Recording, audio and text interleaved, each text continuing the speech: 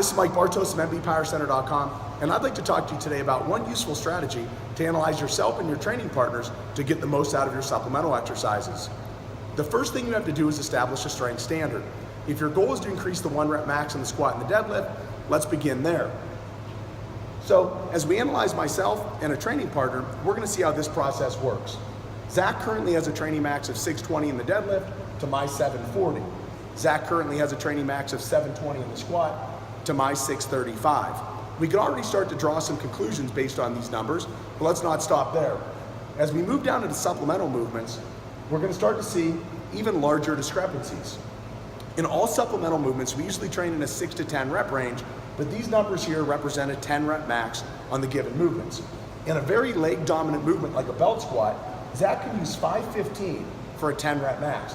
This represents 83% of his deadlift and 72% of his squat. I'm only able to use 405. That represents 54% of my best deadlift and 63% of my best squat. As we move down the line to a very back dominant movement, a banded Russian deadlift on our PR platform for a 10 rep max, Zach's capable of 330, which represents 53% of his best deadlift and 45% of his best squat. And I'm capable of 505, which represents 68% of my best deadlift and 79% of my best squat. Already, only looking at 2 supplemental exercises, we're starting to see some large discrepancies. There's a 29% difference in the belt squat, and here there is a 34% difference showing up in the banded Russian deadlift. As we start to get feedback on these supplemental exercises, it starts to allow us to have more information to choose what exercises are going to have the most transfer over to our lifts. As we train the supplemental lifts, after our main compound movement is done, we'll break away from each other and start training the movements that are going to have the most transfer to us.